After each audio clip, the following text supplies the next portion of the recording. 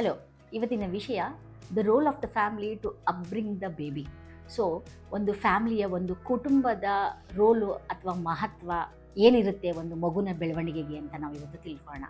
ನೋಡಿ, ಮಗು ಇಲ್ಲ ಅಂದರೆ ಮಗು ಬೇಕು ಬೇಕು ಅಂತ ಎಲ್ಲರೂ ಆಸೆ ಪಡ್ತೀವಿ. ಮಗು ಆಗಲಿ ಅಂತ ವ್ರತ ಪೂಜೆಗಳನ್ನು ಮಾಡ್ತೀವಿ, ಫರ್ಟಿಲಿಟಿ ಸೆಂಟರ್ಗೆ ಹೋಗ್ತೀವಿ, ಎಲ್ಲನೂ ಮಾಡ್ತೀವಿ.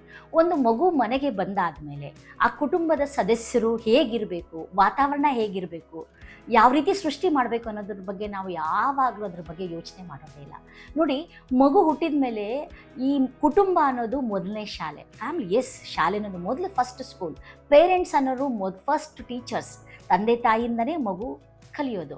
ಸೊ ಪೇರೆಂಟ್ಸ್ ಹೇಗಿರಬೇಕು, ಪೇರೆಂಟ್ಸ್ಗೆ ಜೊತೆ ಇರುವಂಥ ಫ್ಯಾಮಿಲಿ ಮೆಂಬರ್ಸ್ ಹೇಗಿರಬೇಕು, ಅಜ್ಜ ಅಜ್ಜಿ ರೋಲ್ ಏನು, ಚಿಕ್ಕಪ್ಪ ಚಿಕ್ಕಮ್ಮ ರೋಲ್ ಏನು ಅನ್ನೋದು ಬಹಳ ಇಂಪಾರ್ಟೆಂಟ್ ಆಗುತ್ತೆ.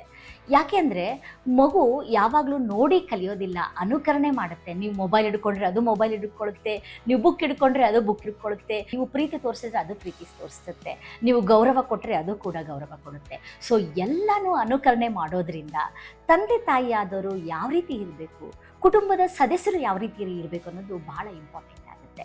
ತಂದೆ ತಾಯಿಯಿಂದ ಮಗು ಒಂದು ಪ್ರೀತಿ, ಸಹನೆ, ತಾಳ್ಮೆ, ಒಂದು ಆತ್ಮವಿಶ್ವಾಸ, ಒಂದು ಸೆಕ್ಯೂರಿಟಿ ಅನ್ನೋದನ್ನು ಕಲ್ಕೊಳ್ಳುತ್ತೆ. ಅದೇ ರೀತಿ ಅಜ್ಜ ಅಜ್ಜಿಯಿಂದ ಏನು ತಿಳ್ಕೊಳ್ಳುತ್ತೆ, ಒಂದು ಸಂಸ್ಕಾರ ಆಗಿರಬಹುದು, ಕತೆಗಳಾಗಿರಬಹುದು, ಒಂದು ತಾಳ್ಮೆ ಆಗಿರ್ಬೋದು, ಅಜ್ಜ ಅಜ್ಜಿಯಿಂದ ತಿಳ್ಕೊಳ್ಳುತ್ತೆ.